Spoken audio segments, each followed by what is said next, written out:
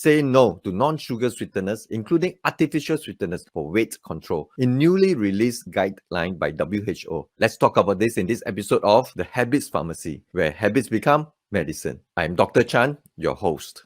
In this video, I shall cover what WHO actually said in the press release and also give my comments and recommendation on whether we should be using non-sugar sweeteners as part of our regular eating habits or not. On 15th of May 2023, the World Health Organization released a new guideline advising against the use of non-sugar sweeteners for weight control. In a 90-page document detailing the scientific studies and the review process they used to develop this guideline that ultimately led them to issuing this recommendation against the use of non-sugar sweeteners for weight control. But instead of plowing through this 90-page document, let's refer to this one-page WHO press release. I want to go through this single-page document in detail. I think there's much to learn from and food for thought in this single-page document that will help guide us in our decision on whether to use non-sugar sweeteners. Firstly, WHO emphasized that this recommendation is based on a comprehensive review of available evidence which suggests that the use of non-sugar sweeteners does not confer any long-term benefits in reducing body fat in adults or children, and that it applies to all people except individuals with pre-existing diabetes. So,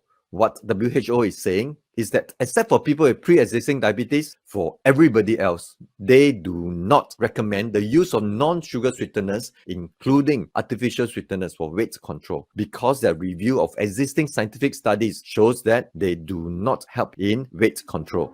The recommendation includes all synthetic and naturally occurring or modified non-nutritive sweeteners that are not classified as sugars, including common ones such as aspartame, saccharin, sucralose, stevia, and stevia derivatives. WHO went on to state that the results of the extensive review suggest that there might even be undesirable effects from long-term use of non-sugar sweeteners, including increased risk of type 2 diabetes, cardiovascular disease, and even mortality in adults. Wow, that is certainly much food for thought, isn't it?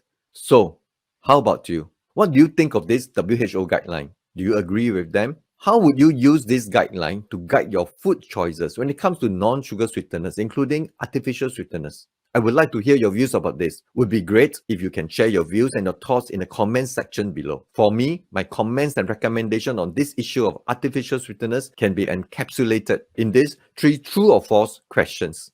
Number 1, non-sugar sweeteners, including artificial sweeteners, are not essential for good health. True or false? The answer can only be true. WHO even specifically made a comment on this in their one-page press release, emphasizing that non-sugar sweeteners, including artificial sweeteners, are not essential in our diet and they have no nutritional value. Number 2, there are possible undesirable health effects of the long-term use of non-sugar sweeteners. True or false? Again, the answer is true.